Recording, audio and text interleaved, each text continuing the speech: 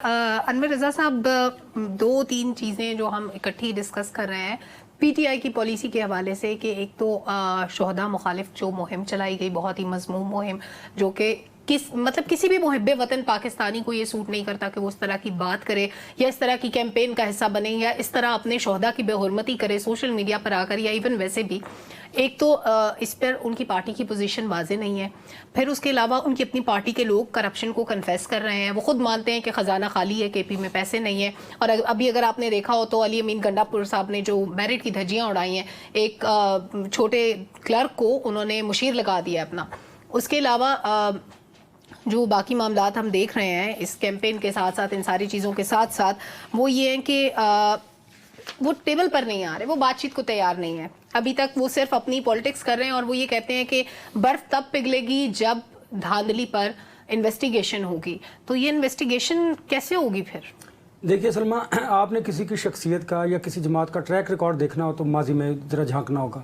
اگر ہم ماضی کی بات کریں تو آپ نے دیکھا کہ 9 مئی کا واقعہ ہوا اور اس پر پھر بڑی دیر بعد کہیں جا کر یہ مذمت شاید کی گئی، اور پھر کہا گیا، وہ کہا گیا جب جیل میں تھے تو انہوں نے کہا کہ 9 مئی کے جو انہوں نے انڈوز کیا تھا جو کور کمانڈر کانفرنس کا اعلامیہ تھا، اس میں کہا گیا تھا کہ 9 مئی کے جو واقعات ہیں ان میں جو لوگ انوالوڈ ہیں ان کے خلاف کارروائی کی جانی چاہیے. پہلی مرتبہ یہ اسٹیٹمنٹ ان کا جیل کے اندر سے آیا تھا.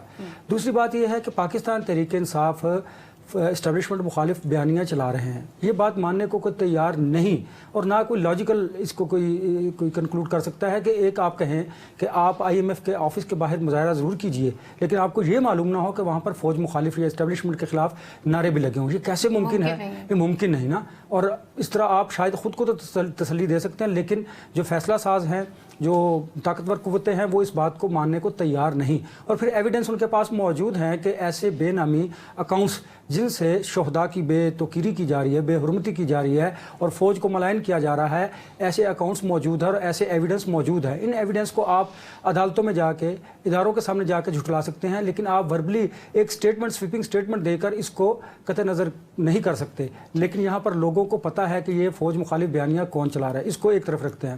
اب آئیں دوسری طرف کہ کیا ان ساری سچویشن کے بعد بھی پاکستان تحریک انصاف نے کچھ گین کیا ہے، کچھ حاصل کیا ہے، کچھ عقل کے ناخن لیے ہیں؟ تو ہرگز نہیں.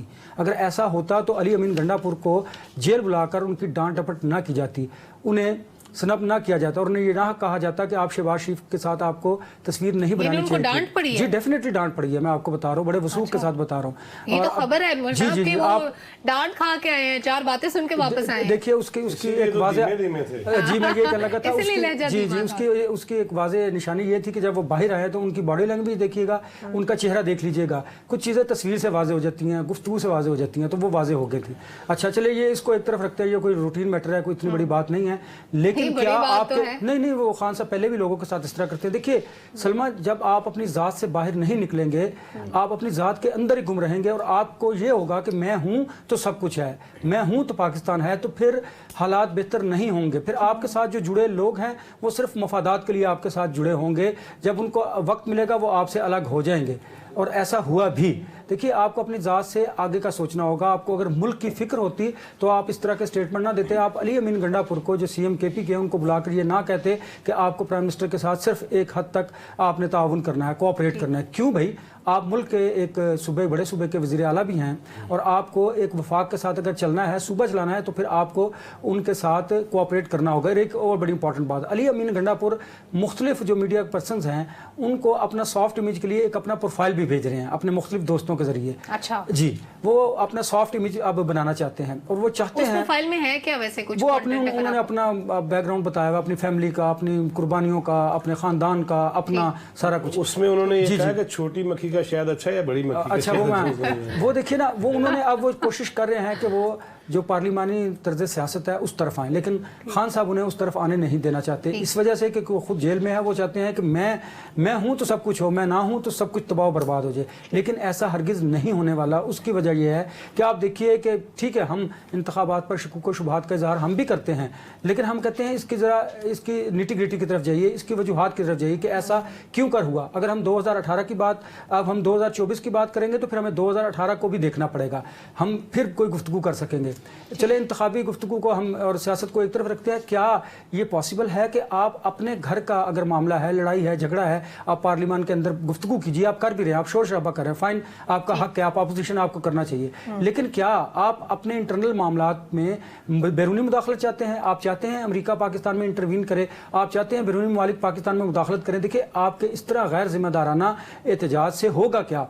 पाकिस्तान बदनाम होगा, जो फॉरेन इन्वेस्टमेंट है उसमें वो नहीं आएगी। ओवरसीज पाकिस्तानीज़ को आप अब भी पैगाम दे रहे हैं कि पाकिस्तान में ज़र मुबादला ना भिजवाइए। देखिए, ये वो मुल्क दुश्मनी है, वो कोई अगर देखिए ये नवाज शरीफ करे, जरदारी साहब करे, इमरान खान साहब करे, हम सबको अपोज करेंगे और हम सबको बेनकाब भी करेंगे। उसकी वजह यह है कि पाकिस्तान है तो हम सब हैं। हमें इस तर्ज सियासत को अब तर्क करना होगा। अगर आप तर्क नहीं करेंगे तो फिर आप देखिए कानून हरकत में आएगा और कानून के फिर हाथ, आपको पता है कानून अंधा भी होता है, फिर जो कानून से होगा वो आपने देखा माजी में भी, इंतखाबात में भी देखा और आइंदा भी आप देखेंगे।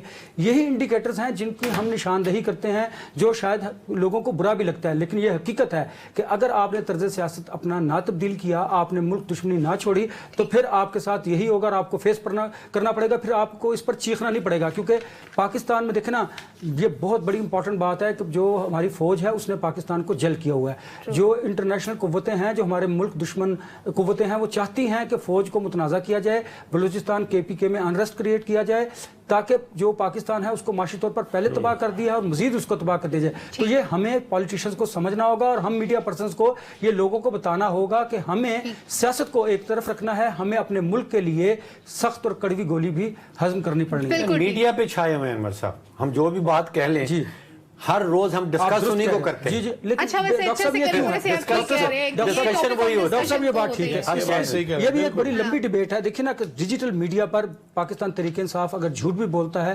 प्रोपेगेट भी करता है, वो बिकता है। यही रविश है, इसको तर्क करना ये हमारे लिए, हमारी आने वाली नस्लों के लिए और मुल्क के लिए बेहतर नहीं। हर रोज के 2 टॉपिक उनके ऊपर होते हैं। ट्रू, इसमें कोई शक नहीं है, ऐसा होता है।